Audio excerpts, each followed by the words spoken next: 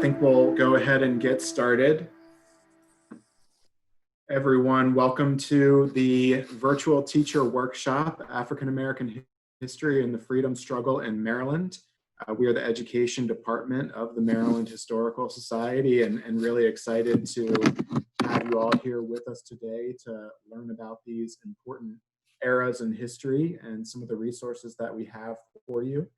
So the first thing that I would like to do is talk a little bit about the format that we're working from here today. So don't know if anybody or everybody has used Zoom or the Zoom webinar before, but being within a webinar, we have actually deactivated your audio and video components. So if folks actually have contributions, want to introduce themselves, please do so within the chat.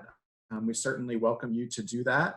I already have a question in the chat about a handout. So we will be providing all of the digitized resources within the presentation after the program here today.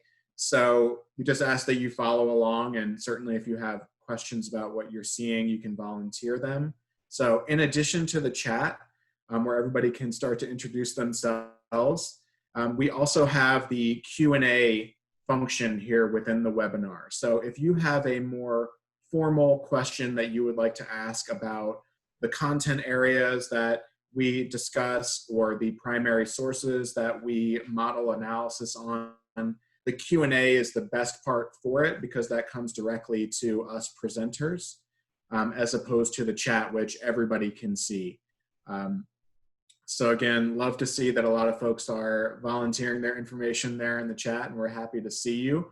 The other question, will this be recorded? Absolutely yes. And so that we will have that video recording available for all of the registrants in addition to the shared digitized resources for instruction that you can utilize with your students after today. So again, a little bit of background about the program.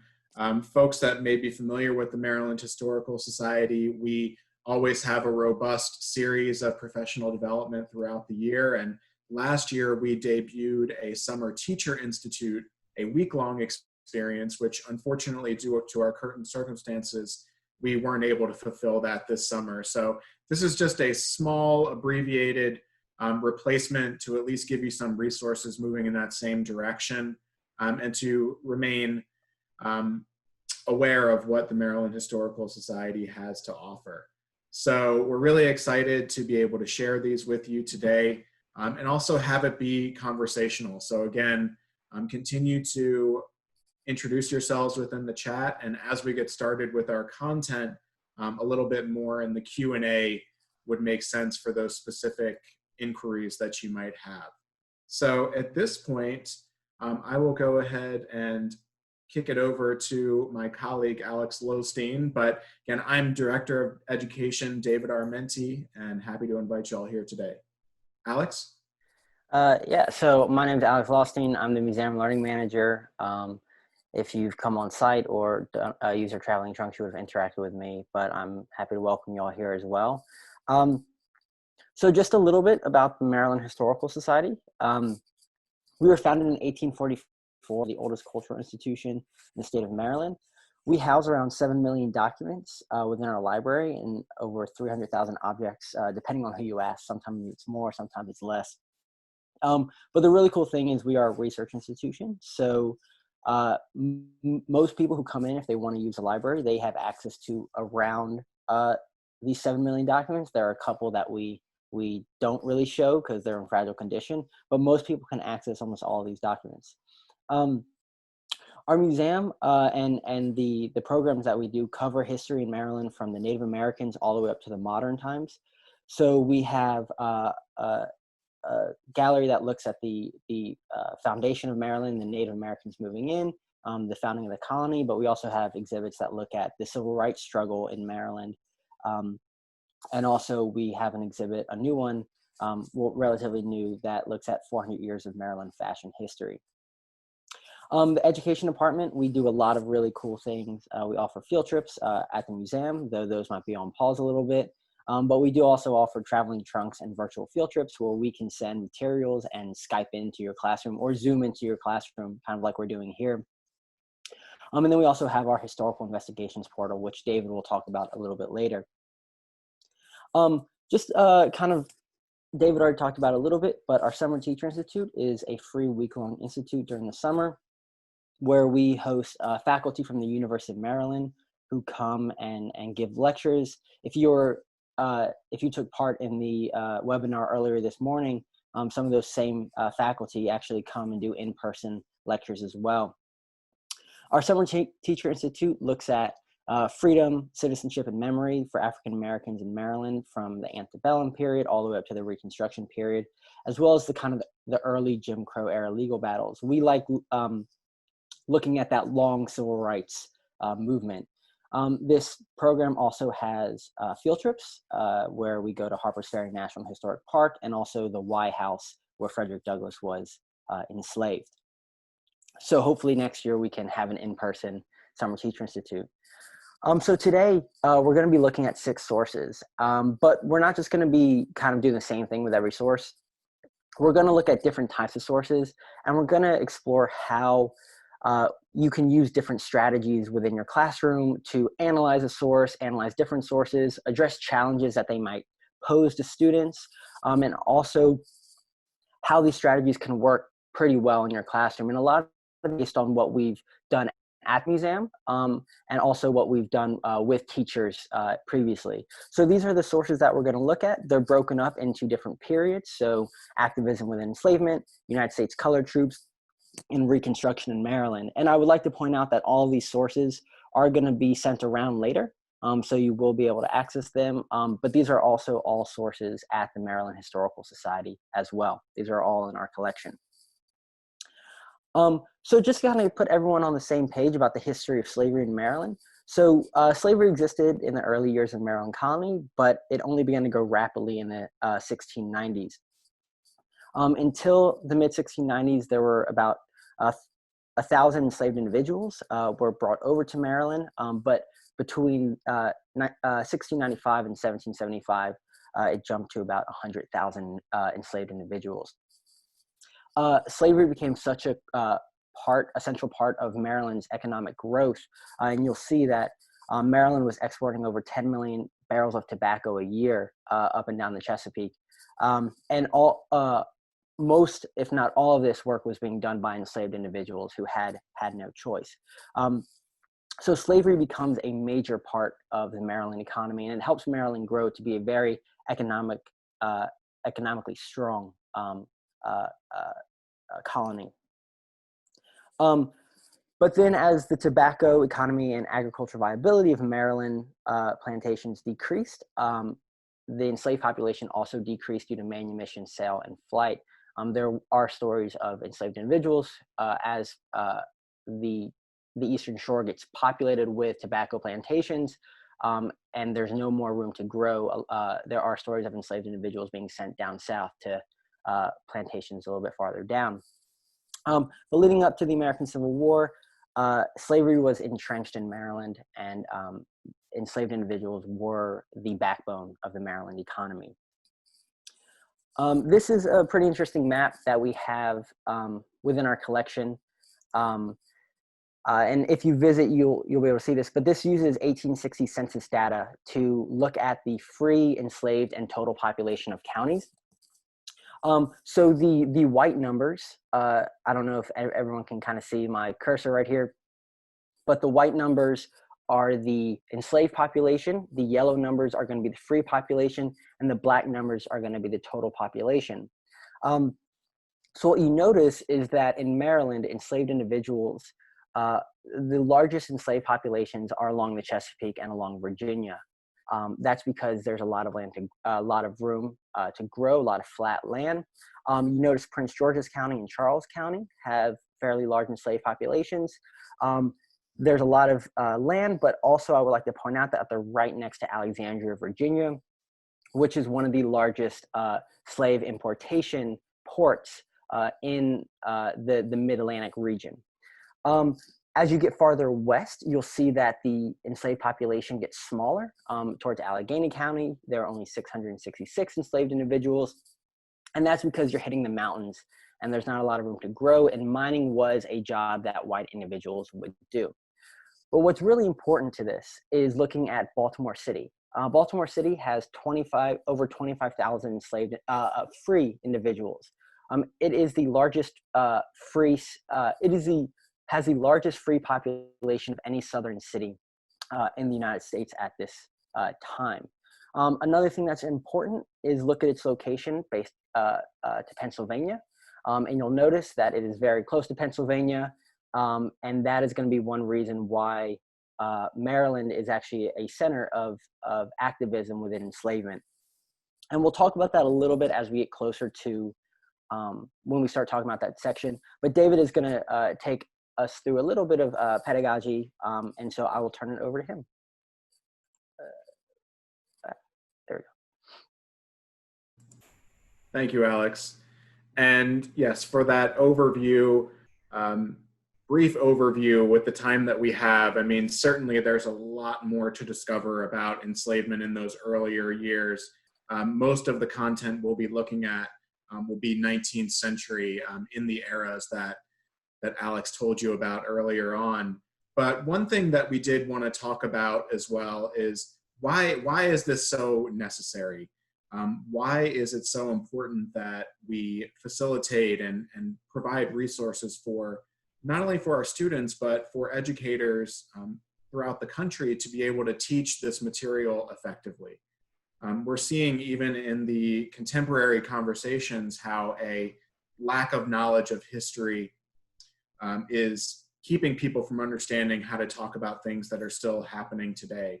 So in order to illuminate that, I'm going to highlight just a few bullets from some studies that have come out in recent years, particularly Teaching Hard History, which came out of the Southern Poverty Law Center, specifically looking at how we as educators and classroom educators such as yourselves address the teaching of slavery. And there's some really surprising, but or perhaps not, shouldn't be too surprising, but some facts there that would give us pause about how we need to move forward with this sort of instruction. So I'll highlight a few of those.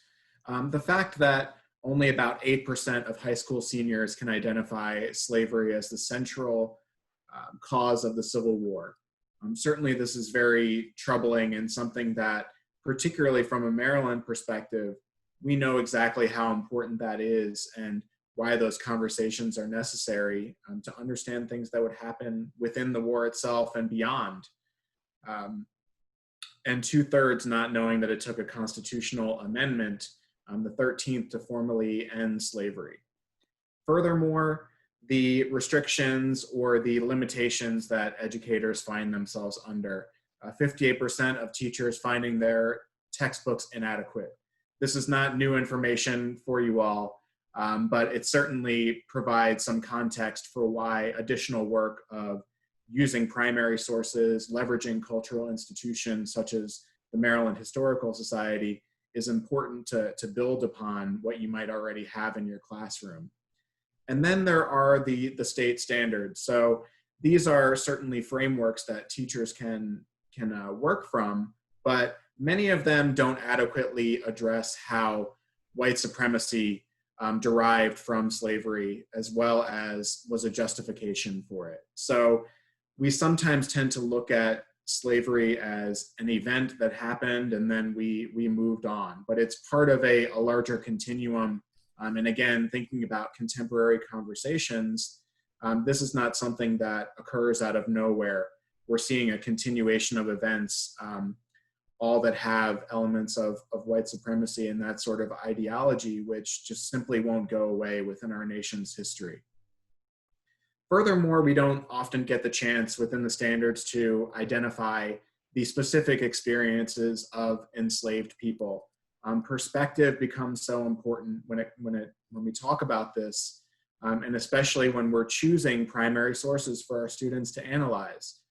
Are they only coming from the perspective of the slaveholder? Does the instructional material that your district or your state provides you give you the opportunity to see the humans and the experiences behind what they went through in slavery as well as within freedom when we move beyond that.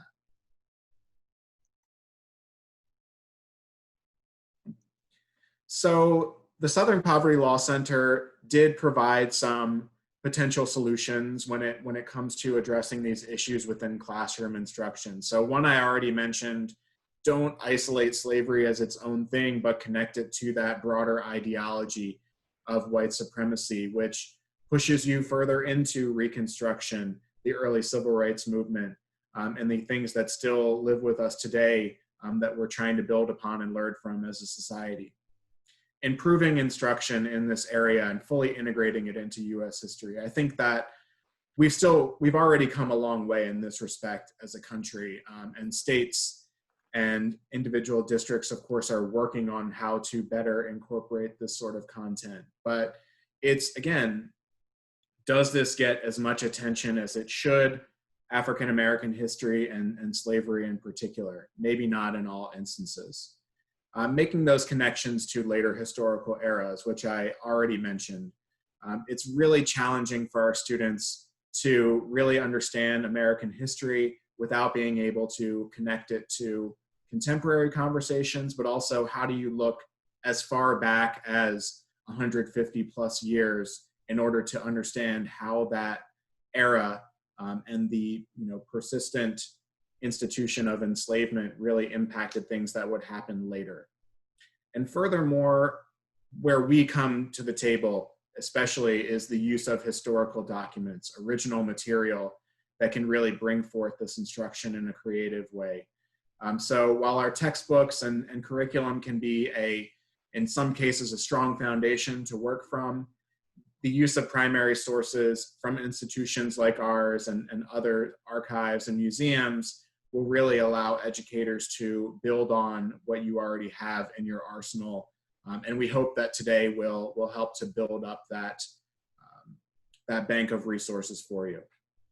So, I mentioned there might be a disparity between states and districts when it comes to this. So SPLC was looking at a subset of states when they were doing their study. Well, Maryland, I think we're really ahead of the curve. And I'm not just saying that because I saw state social studies supervisor Leah Renzi has tuned in here with us, but I do believe that we are ahead of the curve in this respect in trying to provide resources that will make this an easier process to really build the learning structure for our students in our classrooms around the state. But MSDE as well really made it a point to look at how studying of these sorts of topics, as well as the broader category of civic education, would really benefit our students. So civic education, not specific to the study of enslavement or the study of African American history, although it does connect to my broader point of allowing students to connect history to what they still see going on today. So we certainly want to provide opportunities for our students to build their understanding and knowledge of world events, but along with that, understand how it connects to the history that they've been learning in the classroom. Because when they're deprived of those opportunities, it really limits their ability to develop a civic identity. And I think that that is a particular challenge when it comes to African American students, other students of color who may not see themselves as well represented within history textbooks or other areas of social studies. So some of those solutions that came out of that civic education task force were to really just build up the instruction in those social studies areas. So having government being a tested area is really important. Having history in the near future being a tested area is going to be really important for our students to have the space to breathe and to learn about these topics in a productive way. So incorporating that current issues and events discussion within the classroom, and we're seeing how this is so relevant and necessary today in the long view of the civil rights movement, as Alex mentioned. This is still an ongoing struggle for folks within this country to truly live up to the ideals that we established early on. So connecting it to those current events really allows the history and the study within the classroom to come to life a little bit more. Designing those programs that will allow students to apply what they learn in the classroom, aside from just looking at the formal curriculum, but what are those learning and service opportunities in the community? So again, today we're seeing how students really take it upon themselves to go out into the world, go out into their community, and whether it is protesting, whether it is trying to further educate their peers or folks that are younger than them, we really hope that civic education and social studies more broadly will really equip them with better tools to go out within that process. And certainly engaging in democratic processes. So protest is one thing, but our older students are gearing up to vote. Elections being so important, we're in one of those election years. Within the program today, we'll talk about one of the suffrage anniversaries that we're in here in 2020, with the 15th Amendment having passed in 1870. So those connections to history, those opportunities for students to take it a step further in their own actions becomes really important. And I think social studies educators are really ones who are on the front lines in terms of equipping their students in that way. So moving a little bit more into the pedagogy piece, kind of a general point here, and I won't belabor it too much, but many of the frameworks and curricular standards that we work within as educators do really lend themselves to the type of analysis and study that Alex and I will be modeling today. So Common Core literacy, we know, is a framework that's been around for several years. The C3, college, career, and civic readiness as well, has been adopted by Maryland. So we really do our best as a historical society to merge a lot of those needs and those structural concepts here in tandem with our primary source collections to really make a robust learning experience, whether that is for students coming on site, doing a virtual experience with us, or you as educators taking these resources back with you to your home communities. So within Common Core literacy, there's certainly a focus on depth over breadth, and we'll look at that here today. Even if it is just two primary sources you're looking at, what are the strategies that you as an educator can impart to your students so that they're really able to derive a lot of knowledge from them? Making those arguments that are supported by evidence. So we know that it's certainly a challenge in classrooms to get students to refer back to evidence and say, not just say what they think they know, but how do you know it from the material that you've been analyzing? And how do you really pull together all of that primary source information? As historians or as history educators, sometimes this might feel like an organic and natural process that we're going through, but certainly not for all our students. We really need to model and scaffold that and use different strategies so that they're able to analyze and synthesize. And disciplinary literacy is certainly a concept that we want to focus on here today. I'll jump over to C3 just real quickly, which works really nicely in tandem with Common Core literacy. What you'll see within the inquiry arc is a model that we've incorporated for a lot of our programming and something that is really helpful as teachers build out their investigations and inquiries. But some of those components being developing the questions and planning investigations. So again, these might be lesson plans that are not dissimilar to a traditional lesson, but really focus more on historical inquiry in our case, and applying those disciplinary concepts and tools. So like I mentioned, not just putting a primary source in front of a student and saying, well, read this and tell me what it says. How do you break it down? How do you facilitate and provide the right questions for them?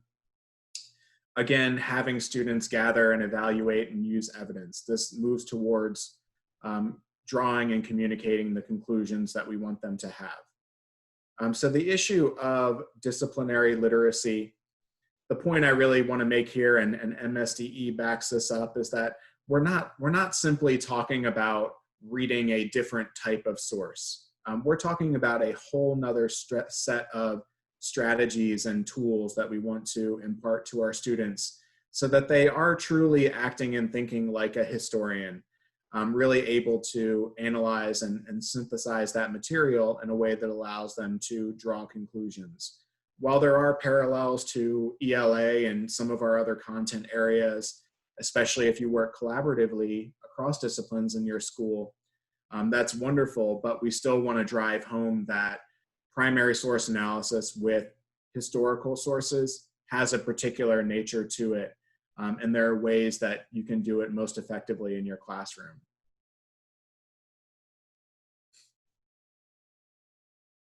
So another tip of the hat to MSDE, and I hope I'm not opening up too much information here, but there are revisions going on to some of the elementary and high school U.S. history frameworks, as well as reviews of the 6 social studies standards. So some of the work of revising and updating these frameworks is certainly ongoing, and something that we strongly encourage from the state level.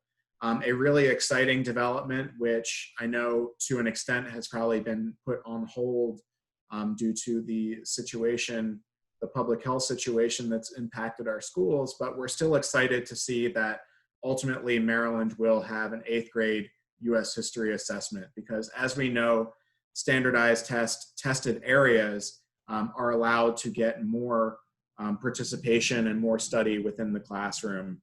So we'll be very interested to see how that develops in the coming year or two, and how that gradually gets integrated into your classrooms. So I mentioned within the C3 and Common Core models that the inquiry arc is going to be really important, and that especially links directly into what we would call a historical investigation. So what we're trying to do here within lessons is to have students replicate the work of a historian. Some of those concepts that I mentioned earlier of really diving in deeply to the sources and not just looking at as many as possible, but really discerning what they can tell you, bringing those concepts together in some sort of synthesis, and really making sure that you're answering the question. Some of the concepts that historians especially will want to focus on when it comes to instruction is the importance of perspective, corroboration, and reliability. So the good thing is that you are tuned in here with a historic source material is reliable. We've cited it, we know exactly who created it and when it came from. Now, does that mean that it doesn't have a particular bias or perspective? Of course not. That's something that we want to tune our students in to analyze as well. Don't just accept anything that a source tells you, even if it is quote unquote reliable from a citation perspective. And how do they work together? How do they synthesize? What information is corroborated across sources? That's a really important step within the process as well. So I don't need to tell you because you've tuned in with us here today, but primary sources are pretty awesome, right? It really links in with the alignment that we already mentioned. It encourages that really active learning within our students so that they're accessing those higher order thinking skills, not just reading passively and hoping to pick up a few words. And furthermore, connecting it to our contemporary conversations. This process builds critical consumers of information, not just historical information, but what they're seeing out in the world today. We like to think that it brings history to life. And I think that you as social studies educators would agree. It's not just the words in the textbook anymore. It is the words of the actual people who experienced it. Addressing different types of learners. And Alex mentioned this earlier, that our sets of sources that we'll go through today are different types of sources where we will build different skill sets. So they will include image-based sources. You've seen a map already, as well as the ones that are text or even hybrid types of sources. So it allows us to, or it allows different types of learners from our students to access them from different directions. As well, the ways that we modify them, which Alex and I will be modeling as well. And within that same concept, this would boost retention. So if you know that you're learning about real people and human experience, primary sources allow you to do that, and really hope to make those ideas and those pieces of content stick in your brain a little bit more readily. And broadly, this is clarifying the work of historians. So what is it that we do as historians and museum educators in the field? That's the type of process that we want to impart to our students as we build their ability to use primary sources. So we're now going to, Alex. Yeah. So we're now going to start kind of jumping in and looking at types of sources. And like I said, we broke them down based on kind of where they fell in the timeline. So the first sources we're going to look at relate to activism within enslavement. So as I mentioned, Maryland was the most northern slave-owning state and right below the Mason-Dixon line. Baltimore had the largest free population of any southern city. And because of that, many enslaved individuals in Maryland and Virginia passed through Maryland because it was fairly easy to get up to Pennsylvania where they were free. Obviously, the two most famous Marylanders to escape are Harriet Tubman and Frederick Douglass.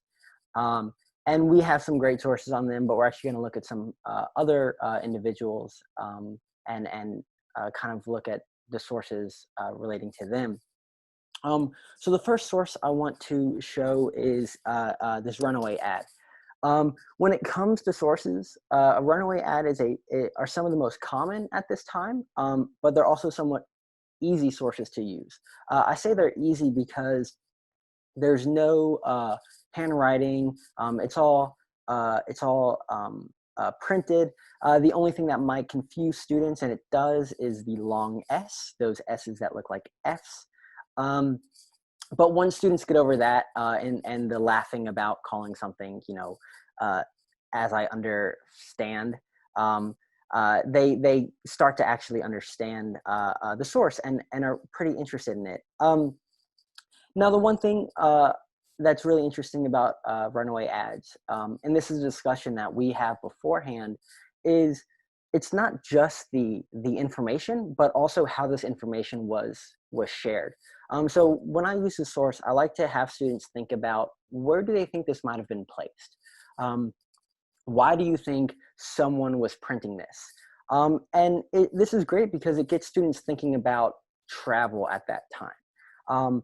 And why someone would print something. If someone is, if an enslaved individual is running away, why would they print something and only put it around their area or their county? And it's because you weren't going to be able to travel super far, or you might stay in an area that you were comfortable with. So this really gets students into that debate, or trying to understand how individuals ran away, why they ran away, and the challenges that slave owners had in trying to capture them.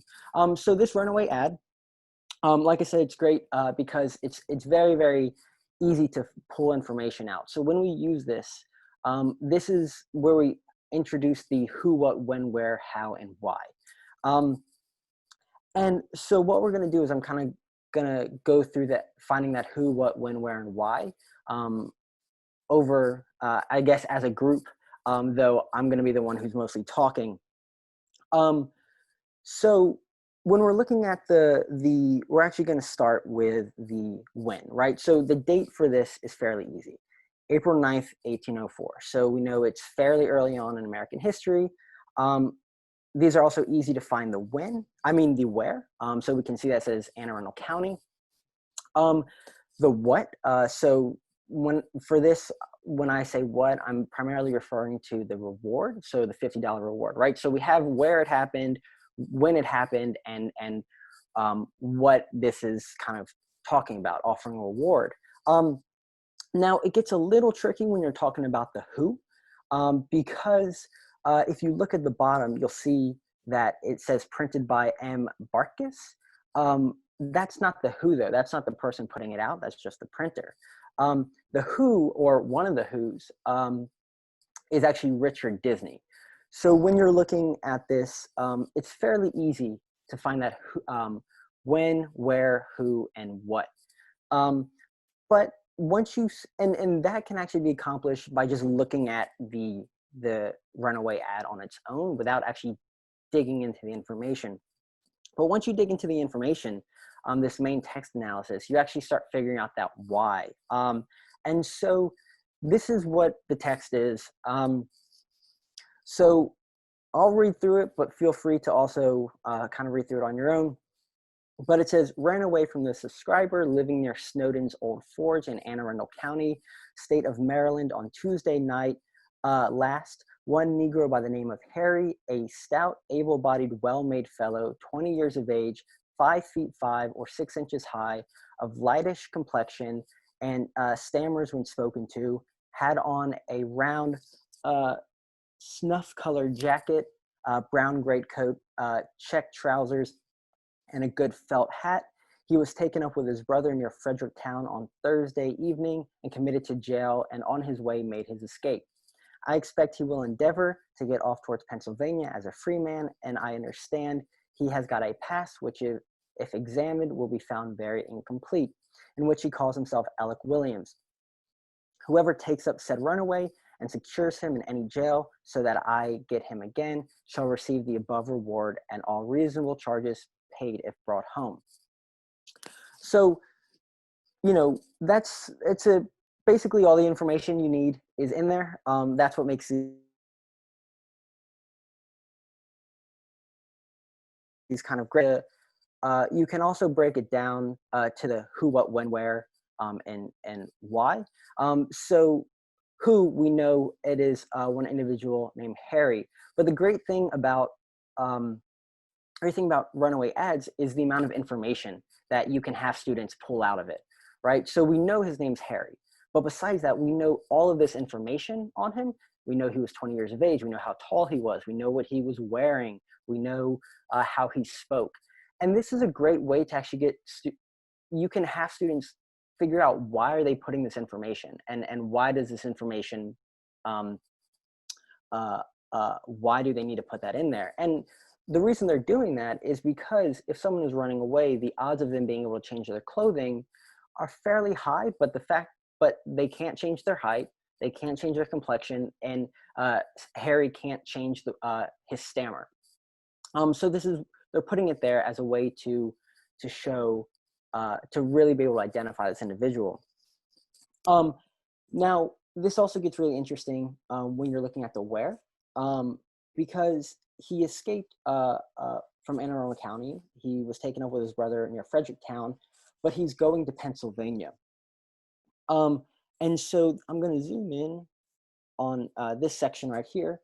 It says, I expect he will endeavor to get off towards Pennsylvania as a free man. Now, this is great because we know where he's going, but you can also have a discussion of why are they going to Pennsylvania? Why would he be making his way up there, and what benefit does being in Maryland have going up to Pennsylvania? You can also, this is another reason this is great, is because it says he understands that he has a pass. And so how would he get that pass? Who is Alec Williams? These are all debates that you can have with your students, just trying to figure out the who, what, when, where, and why. Now we have a lot of runaway ads within our collection. Some individuals escape by foot, some escape by ship, and it varies. But these are really great kind of introductory sources. If you're introducing students to primary sources in this section of your lessons, runaway ads are fairly good at that. So I'm going to jump into a little bit of content, and then I'm going to talk about another source. So this happened in 1804. The next source we're going to talk about is during the American Civil War, but I'm just kind of go through a little bit. In March of 1861, the Confederate States of America wrote their Constitution, and they stated that the citizens of each state shall be entitled to all privileges and immunities of citizens in the several states, and shall have the right of transit and sojourn in any state of this Confederacy with their slaves and other property, and the right of property in said slaves shall not be thereby impaired. Now, I really like using this because it is all the reasons why the Confederacy is breaking away is right there, because they are mentioning that the right of property in said slaves shall not be thereby impaired, and the right to own slaves is one reason why they're breaking away. On April 12, 1861, South Carolina militia opened fire on Fort Sumter, officially beginning the Civil War. Then on April 19th, Massachusetts troops, April 19th of 1861, Massachusetts troops are fired upon and fire against pro-Confederate sympathizers in Baltimore. This is the first bloodshed of the American Civil War. It actually happens in Baltimore. It's called the Pratt Street Riot. So when the Civil War breaks out, you can see that Maryland is a border state right next to Virginia, south of Pennsylvania. And so following the Pratt Street Riot, Abraham Lincoln suspends the writ of habeas corpus, the right to a fair trial. Many pro-Confederates in Maryland are arrested, and Maryland stays in the Union. Now, later on, we're going to talk about the Emancipation Proclamation, but, you know,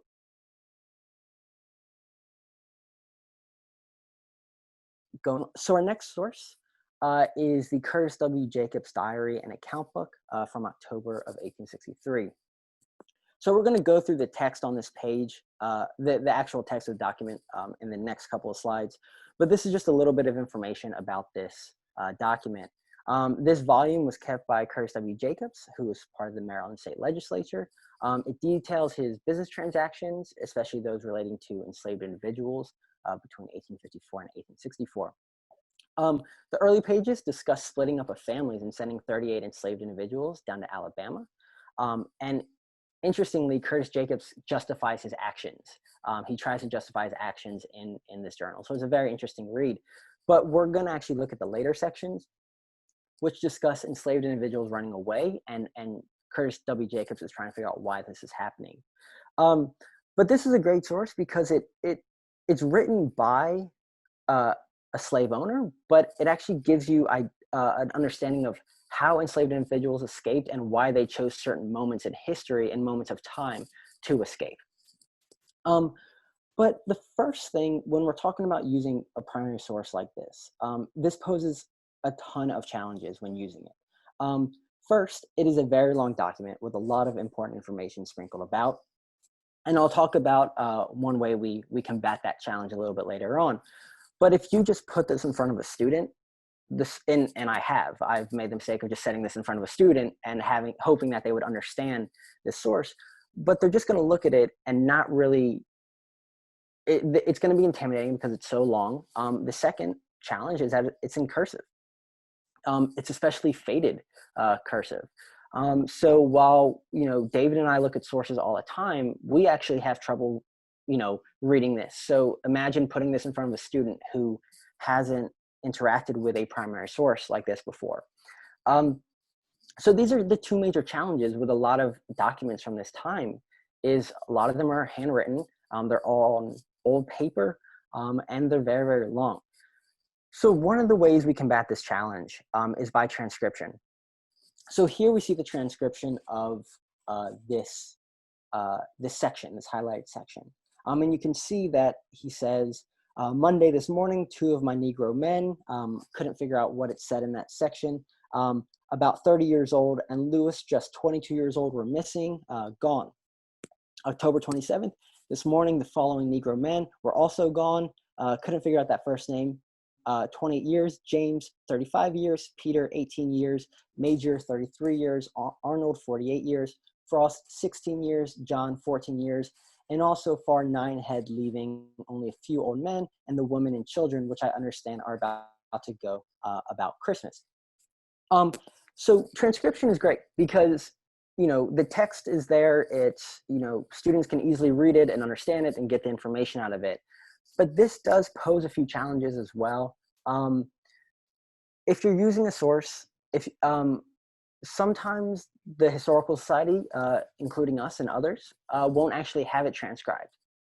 So that now puts it on you as the educator to have to transcribe that source. And generally, it's become a lot easier with technology. You can actually use Zoom on a PDF and actually kind of figure out what they're saying. But transcription is very helpful. But there is a lot of prep work that has to go into it. But if the source is already transcribed, then it's very easy. What we tend to do is we will have a transcription and the original next to each other if it's an image, because we want the students to be able to kind of understand what they're looking at and not just see the text. We want them to see the actual document that they are looking at. So transcription is great. And the information is fairly easy to pull out, the who, the when, the why, not quite yet because we haven't gotten there, but we'll actually see that in our next slide.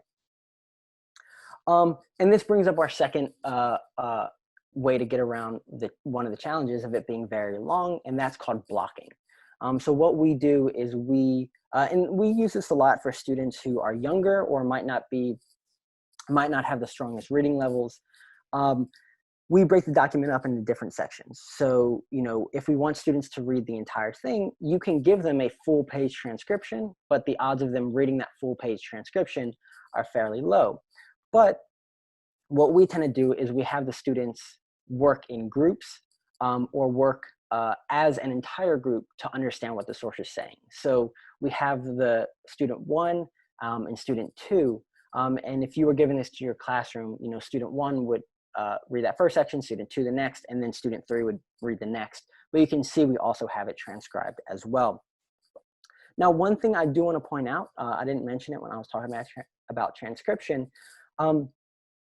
We sometimes have words that students might not understand. We modernize them. So we put a word that students would understand next to the word that they might not understand. That way it makes it a little bit easier for them to figure out what the source is saying. So, going through this document, we see, we already read that first section, but the second section, the student 2 section, what is the cause of this and why have I not the power to keep my property? When the war broke out, there were more volunteers than the administration wanted, but after 18 months fighting, President Lincoln had to resort to a draft in October of 1862. This draft failed to a grade, couldn't figure out what that was, all over the country, and especially in Maryland, where very many went to the Confederacy. There has been another draft in most of the southern states, and it has also failed. And now the president wants all the slave Negro fellows to go into the army and fight. He has a few days ago said to a committee of slaveholders from Prince George's County that said slaves would be compelled to go, that the majority of the army demanded them. Now, for example, this source is really interesting because this allows you to bring in other sources with it. And so, you can mention, that Lincoln now wants all the enslaved individuals to now fight. We can see that it's after 1863, so after the Emancipation Proclamation. But when we look at the source, the why is he writing this is pretty interesting, and it forces students to think. And that's why you would use another source, but I'll talk about that a little bit later. But Curtis W. Jacobs is trying to figure out why these enslaved individuals are running away. And so the next section will answer that. So I will turn that over to David. Thank you, Alex. And certainly with our modern ears and eyes, there is not as much of a question about why enslaved people would want to escape as there is for Curtis W. Jacobs. And definitely want to drive home too the uniqueness of a type of source like this. Alex mentioned his background in Worcester County, being a legislator, being a slaveholder, and actually speaking in the legislature about the evils of what was called free Negroism at the time. So he is a fascinating figure, somebody who, probably not a point of pride, but certainly of what is unique about Maryland and the type of people you don't hear about every day, but that you might uncover when you're working with unique collections like these.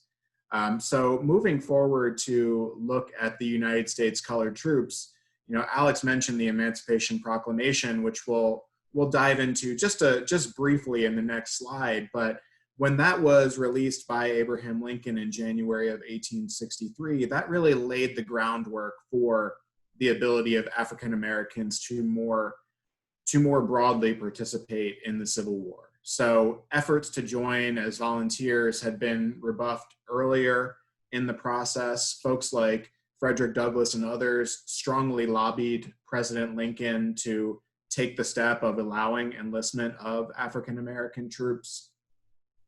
But it's something that didn't happen for some time. And also for our perspective, it's not a thread of the Civil War investigation or the civil rights struggle, frankly, that is addressed comprehensively in schools. So we definitely want to try to fill that gap and find ways to incorporate it into classroom study.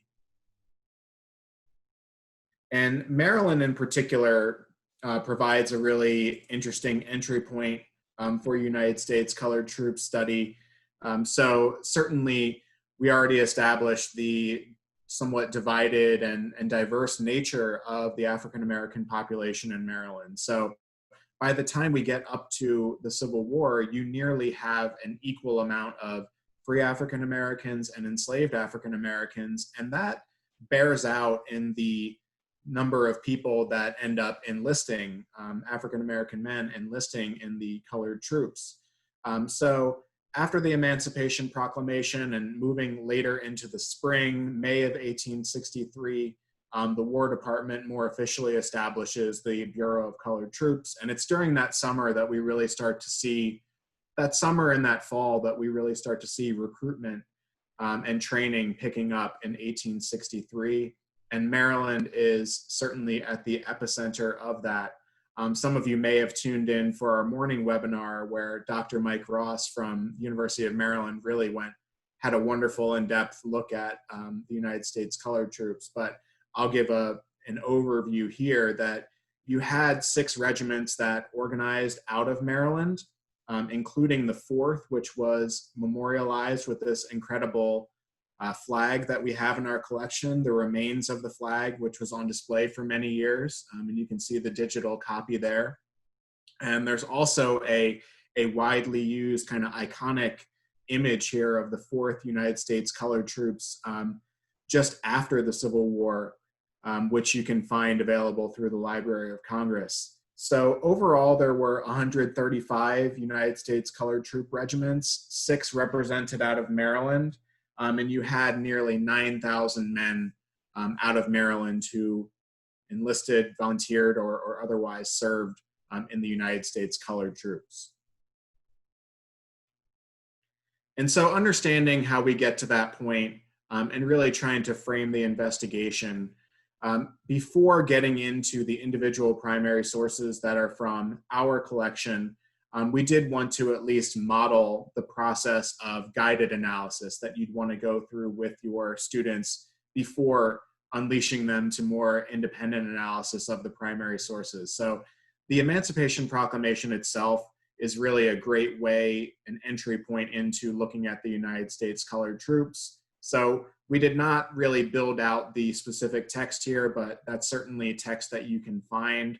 This is a very interesting image from the Library of Congress collection, but we can use that document to talk about, first of all, who was involved. And we know some of those individuals, the enslaved people within the rebellious states, as well as Abraham Lincoln himself. What did it do? It freed those folks in the states that are in rebellion, whereas in a place like Maryland, a border state, which did not secede, technically the Emancipation Proclamation did not apply to the freedom of African Americans in our state.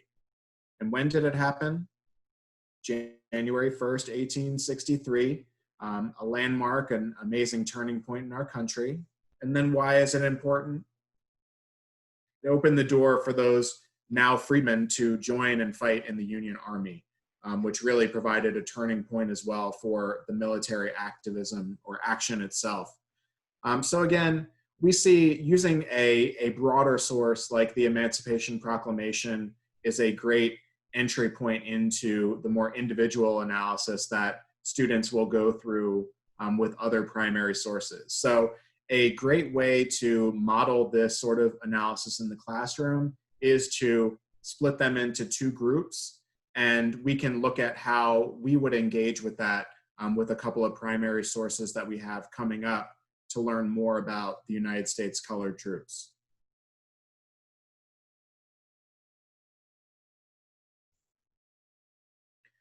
So we'll be looking at two different documents from the Maryland Historical Society collection using some of the strategies that Alex already talked about earlier in terms of transcription, potentially blocking or chunking of the text. But in this case, really, transcription is one of the most important pieces that you're going to need in order to make these accessible.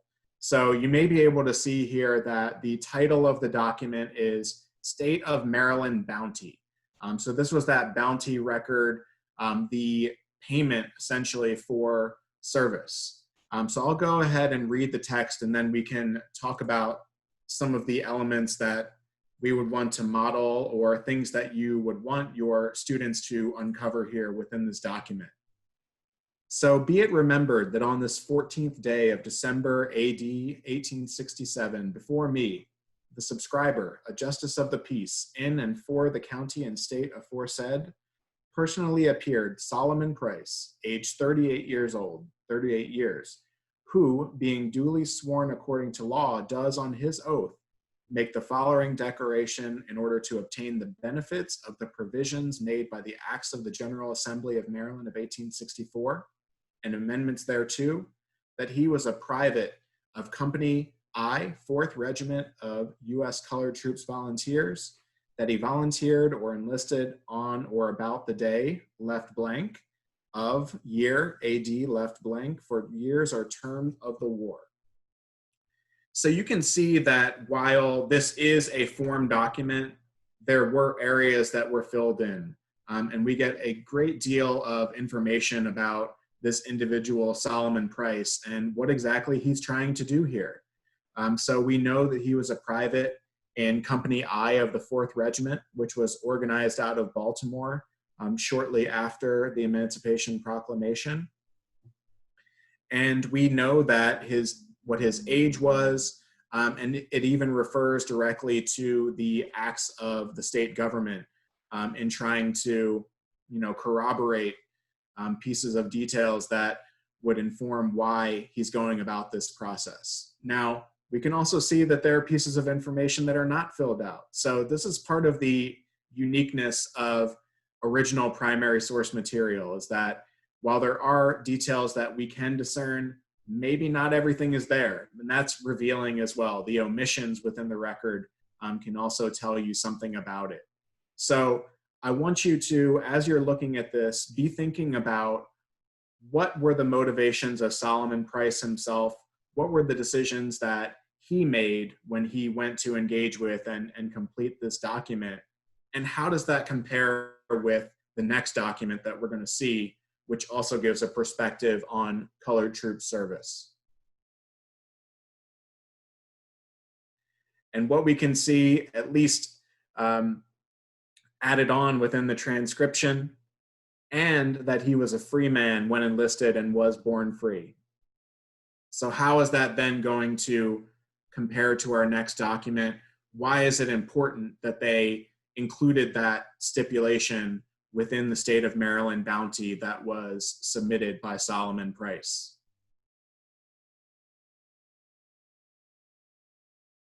Another really interesting document that we have in our collection, which relates to the USCT. Hopefully you can see the title within this one is a little bit different and already gives you some indication of how the perspective or the view has changed here. It's called Proof of Ownership. And I'll go ahead and read the transcription. On this 5th day of April AD 1865, before me, a justice of the peace, in and for the county aforesaid, personally appeared Littleton P. Franklin, a resident of Worcester County, Maryland, a person whom I certify to be respectable and entitled to credit, and who, being by me duly sworn according to law, says that he was the owner of Charles Franklin, a man of African descent, at the time of his enlistment, that he enlisted from the county of Worcester, state of Maryland, on the blank day of blank year, 1806, in the 7th Regiment, United States Colored Troops, Company I, as set forth in the annexed certificate of the Board of Claims.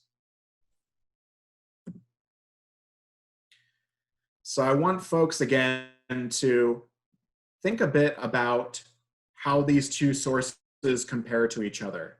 And this is a good opportunity to get in the chat or even in the Q&A. And if you have some ideas for what the distinction between them is, how can these two sources work together to tell the full story of Black soldiers in the Civil War and their attempts at getting paid for their work following the American Civil War? So we'll leave that question up there for a moment. If folks have any ideas about it, can definitely volunteer that within the chat. But if not, we'll go back through and pick out some of the details that we would hope students would discern and really get a distinction between the experience of Charles Franklin and Solomon Price.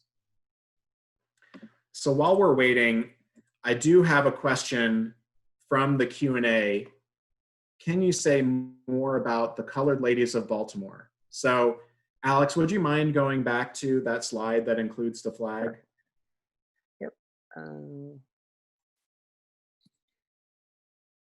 And again, if folks want to volunteer some information in the chat about how the two USCT sources would work together, please feel free.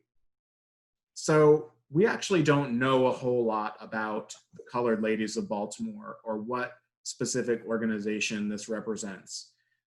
For me, it's really been revealing as to the level of organization generally within the Free African American community before the Civil War and into the Civil War.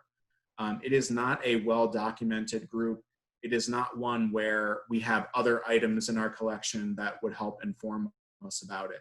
I think one of the places that would be very helpful in learning more would be potentially the Baltimore Sun Archives. Unfortunately, the Afro-American newspaper did not exist until some years later and was more likely to include those sorts of perspectives. But we do know that there were, just like within the white community, there were benevolent associations, groups, whether they be women or men or unlikely, but potentially a mixture of both, who worked on behalf of soldiers, fundraising, providing resources to them. And so this was presented to the 4th Regiment, particularly Christian Fleetwood, who made an effort to keep the flag colors flying while battle was going on. So it was an honor to receive it, but unfortunately we don't know a whole lot about the group that's mentioned there within that piece of material culture. So heading back into our research question, these sources really allow us to see the different story that you might get depending on whether an African American enlisted themselves, like we saw from Solomon Price, as a free man. That's some of the evidence that we want students to refer to, as opposed to the second source where we see the individual Littleton P. Franklin identified as the former owner of Charles Franklin, who ended up serving in the United States Colored Troops. So especially getting later into 1863, slave owners were understanding in Maryland that this was probably not an institution that was going to last much longer.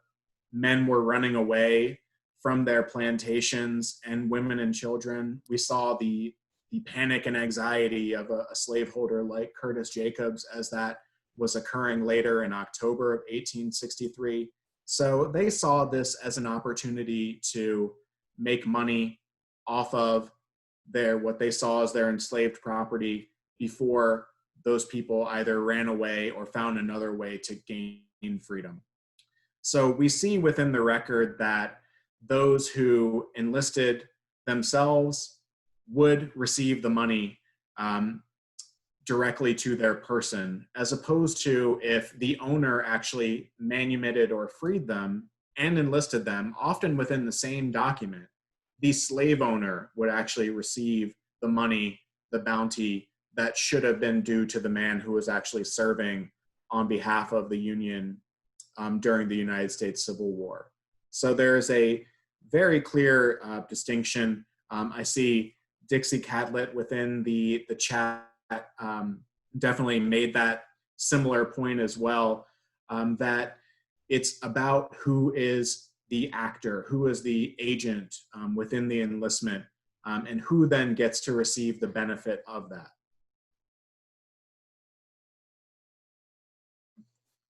And so also looking at the time period. So one document being from 1865, the other being from 1867, whether for African-American troops and even for some white soldiers in the American Civil War, it was a challenge to recoup money either for that bounty, for their pensions years later, or for other service that they had done.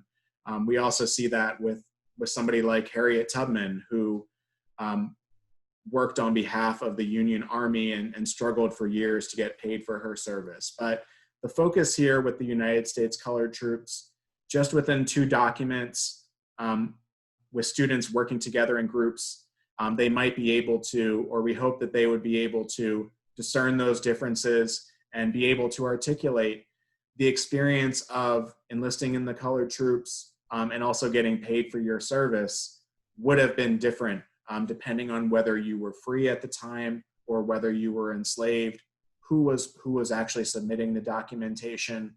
And that's a nuance that is not only occurring in Maryland, but it's certainly something that is fairly unique to Maryland and probably some other border states where you had this diverse African-American population. So I also want you to think about, as we're moving forward and as we provide these sources after the program, how might you mitigate some of the challenges of working with this primary source material, such as the strategies that Alex and I have been working through here. So let me just make sure. Okay, I thought I was still muted, but no, I'm good. So the next area we're going to look at is the Reconstruction period. And Reconstruction is very interesting in Maryland because it doesn't actually take place in Maryland. You have some Reconstruction policies that make its way in, but there is no formal Reconstruction going on in Maryland. But Reconstruction began in 1866 and ended in 1877. It resulted in the passage of the 13th and 14th and 15th Amendments. The 13th made slavery illegal, 14th made anyone born in the United States a citizen, and the 15th gave African-American men the right to vote. And we'll talk about that in one of the later sources. But the failure of Reconstruction led to Jim Crow being able to take a hold in the South and in Maryland. Maryland was a Jim Crow state. There were Jim Crow laws in Maryland. But that's a discussion for a little bit later on. But I want to move on to one source. Now, Reconstruction discussion or time period is really going to talk about images, because images are a very easy source that generally don't have a lot of challenges, but that students can pick up really, really easy. So we see this image right here. The what when, we know that this was published in Frank Leslie's illustrated newspaper. You can see the date as September 29th, 1865, 6 months after the Civil War. You can see that the title at the bottom says Arrival of Freedmen and Their Families at Baltimore, Maryland, an Everyday Scene. And you have this image. And you can kind of see what's going on just by looking at it and understanding the title. You can see that freemen, so people who were formerly enslaved, are coming into Baltimore What's really interesting and what a lot of students pick up on is the clothing of this gentleman in the middle, wearing the blue shirt, that is very worn and tattered. And that's a good way to have students begin a discussion on well, why are his clothes like that? But images provide a lot of context, and there's not really much you have to do besides maybe providing a little bit of context beforehand. But students can really look at this, and they don't have to read anything besides the information. They can look at it, get the information, and pull the information out of here.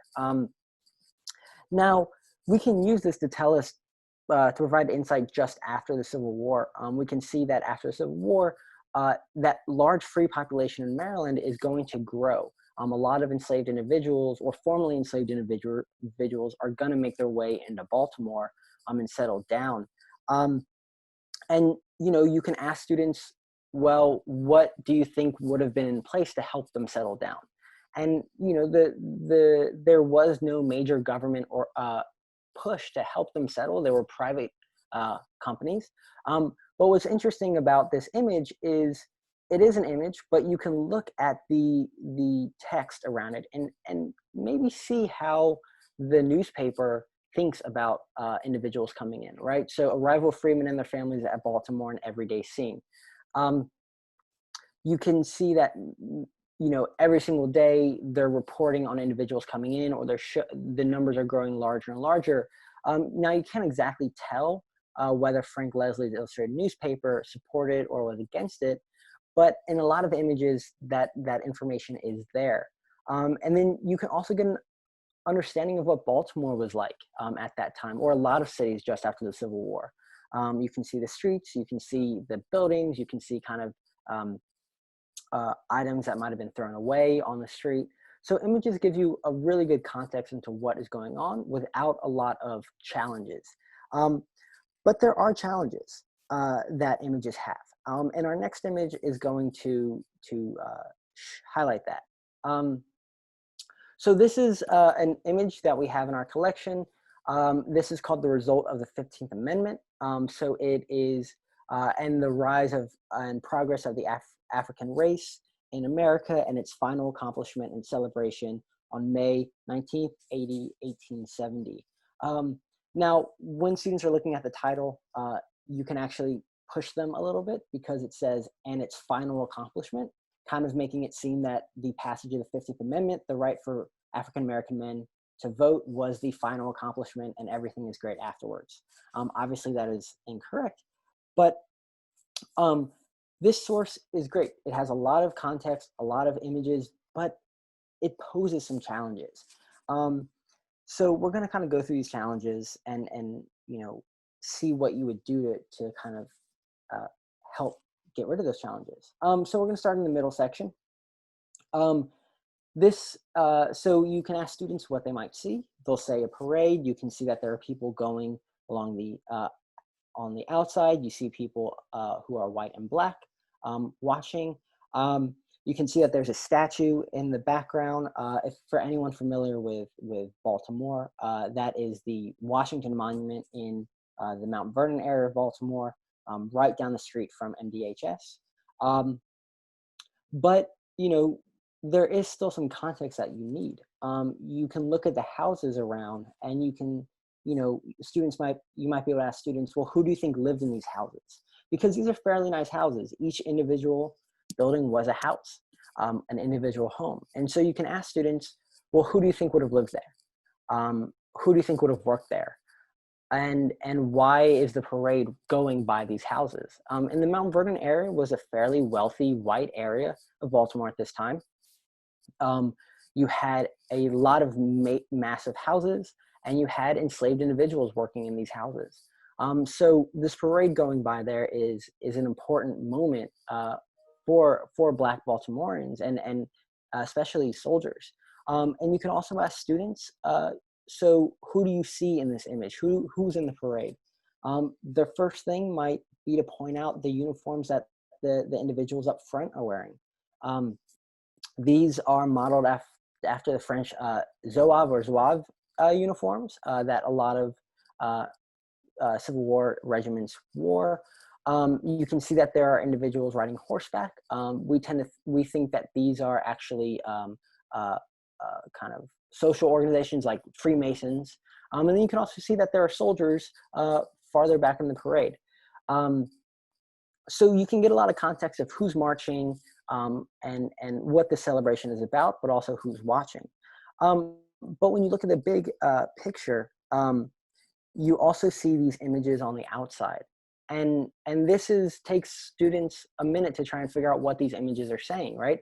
You know, if you just gave them this source, there's a lot of information that they have to figure out on their own, but you can help them along and try and get rid of these challenges. You know, you can have students compare the image on the left side, if you're looking at the screen, versus the image on the right side, and have them figure out have them try and think about what these two show and why these images would be on this print. So we can see in the image on the left that it looks like those are enslaved individuals working on a plantation. But in the image on the right, you see soldiers going off to battle. So so you can have your students think about why would they put these two images on this print and why are they important at this moment. Then if you look at the bottom, you'll see there's some other images that have been blown up as well. And you can see what looks like a schoolroom and what looks like a meeting room or maybe a church. And again, you can ask students, why are these important during the 15th Amendment? And you can actually, previous context that you might have provided, say if you did the lesson on United States colored troops before this, they might get these out of slavery fighting for their freedom, but they might not get the education and the meeting. So you might have to push them a little bit to figure out why education was so important and why the right to assemble was also really important as well. And then one of the most challenging things about a print like this is there are busts of people around the outside.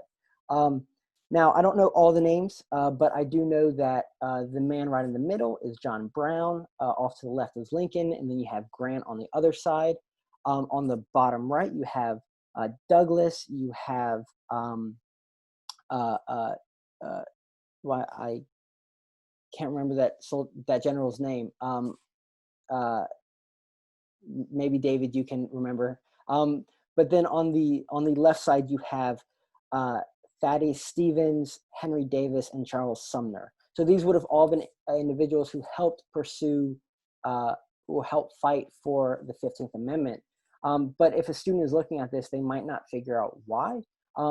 Another really challenging thing about this piece is if students do understand, or they have a good understanding of the Civil War, they might see that on the three white individuals on the bottom left, you have someone named Stevens and Davis. And we've had students be like, well, why would they put Jefferson Davis or Alexander Stevens on there?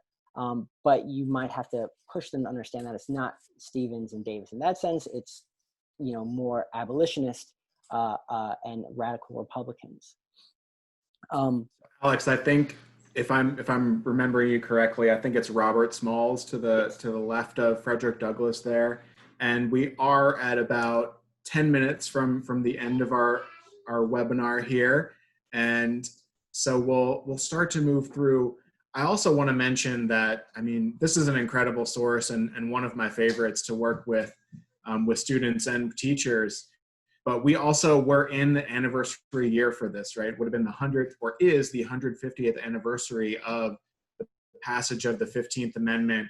And there was supposed to be a reenactment of this actual parade that was going to occur in Baltimore, which unfortunately we weren't able to do or participate in. But it's a great entry point to, yes, Martin Delaney is in there, that Cindy volunteered in the chat. One of the other individuals next to Frederick Douglass.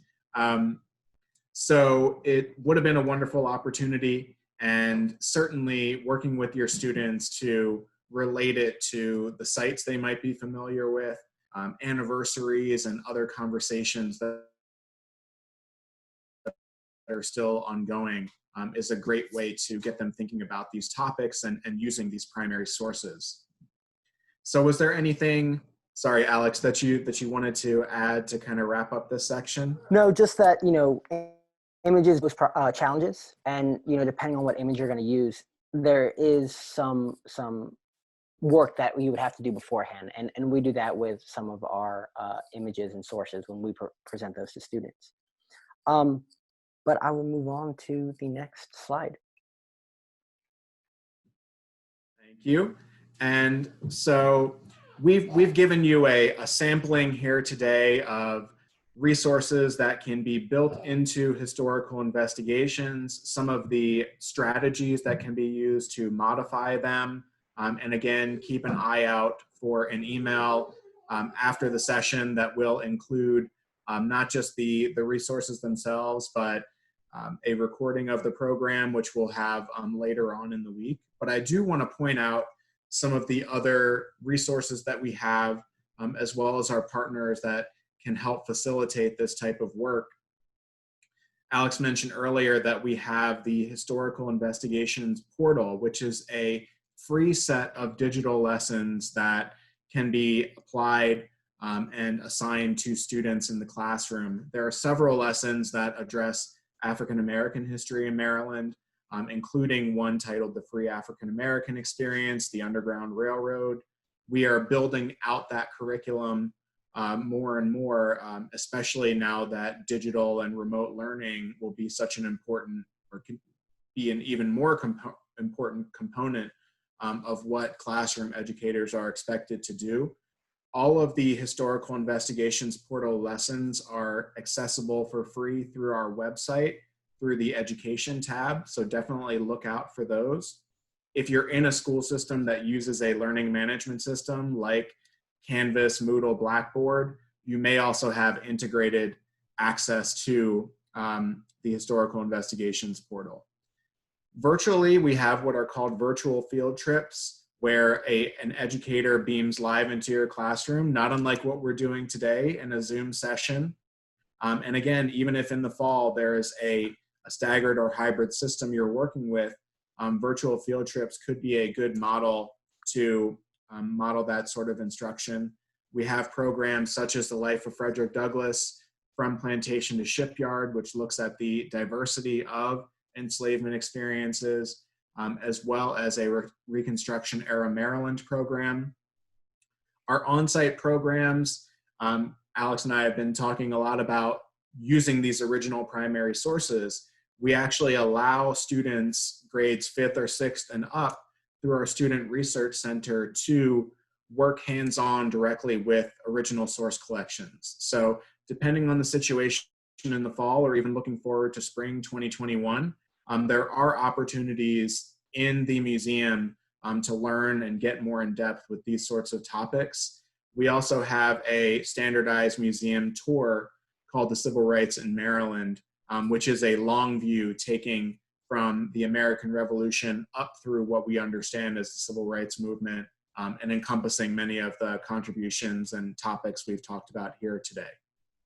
So those are our education resources, programs that can be scheduled, lessons that can be accessed by any teacher through our website. Also, since we focused on Curtis Jacobs, I did want to put out there that our library, the H. Furlong Baldwin Library, has a wonderful blog called The Underbelly, and there was a piece written about Jacobs' diary and goes into some more detail there.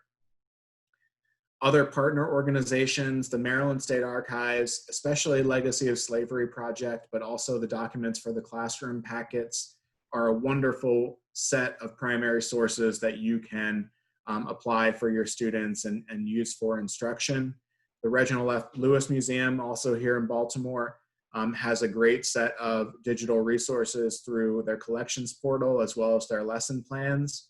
And one of our partners here that joined us today for the webinar is from the Lillie Carroll Jackson Civil Rights Movement, our Civil Rights Museum, also in Baltimore, which is in the process of building out their instructional resources, and another great place to visit to learn about Dr. Jackson and the local civil rights movement and NAACP of the 20th century here in Maryland.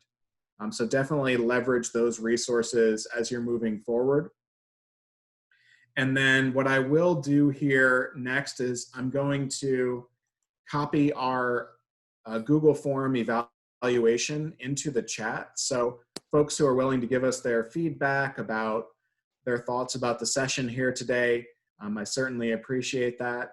You can also type in yourself the abbreviated URL that I created that's in the slide, but I will also have just clicked in a linked copy of the form into the chat as well. So we definitely appreciate your feedback. And then Alex, if you want to just go to that final slide in case people, well, we can go to our information first for a second. If folks want to contact us directly for more questions, you are certainly welcome to do so. You can see our emails here as well as on our website. So definitely feel free to reach out if you have additional questions. So Alex, if you want to go to those final 3 virtual programs, we can just leave that up as we address the Q&A in our last couple of minutes. Sure. There we go. Somebody said, can we see the schedule slide again? I'm not sure if they're referring to the upcoming programs. I think so. Okay, well, they can, Catherine can clarify if we were wrong about that. So a question that we got earlier, what is the non-Black population during this time? What is the percentage for free, Black versus enslaved? I did volunteer that the Maryland State Archives Legacy of Slavery in their research resources section has a great compilation of census data. So that's something I can also, that you might also want to look into if you want to build more about some of the pre-war census data that we were talking about earlier. Patricia volunteered the point that I would hope that the gathering of information would include the origins of slavery, i.e. the continent of Africa, kings and other sources. The education of the student population should look at the total picture, not just a small segment. I could not agree more. We don't want to just go back to the origins of American history and say that's where the story started. Certainly there's a robust history of African communities and kingdoms which should be built in as context for the students and is definitely a part of the curriculum at various levels. Our collections are not as, shall I say, illuminative about that side of history as they're more focused on American history, but we do have a historical investigations lesson related to the slave trade, which allows students to see primary source evidence about the origins and how people were captured and caught up in that system. So that's one resource that I can point to. And so as we wrap up here, definitely want to say thank you so much for spending the afternoon with us. We appreciate the conversation and the enthusiasm going on in the chat. Again, if you can follow up with us individually, if you have ideas or questions, we will be sending the packet of digitized sources through a shared Google folder, I should say, to everybody who registered for the event. So keep an eye out for that in the near future. And also want to just give a quick plug to some of our upcoming virtual programs. Not teach time to spare and want to learn a little bit more or even have fun with learning about Maryland and American history. So actually upcoming on Thursday, we have a behind the scenes look and conversation about our Spectrum of Fashion exhibit. We'll have Colonial Market Virtual Tavern Trivia next week on the 23rd. And as well, we'll be, in a sense, continuing some of the history we've talked about today and looking at two sides of the red line, which will be a collaborative conversation with several scholars and public health experts who will be joining us in conversation on July 30th. So again, it's been really wonderful spending time with you, and We hope that we provided some resources that will be useful as you get back into instruction a little later on with your students. But with that, I will say goodbye and thank you.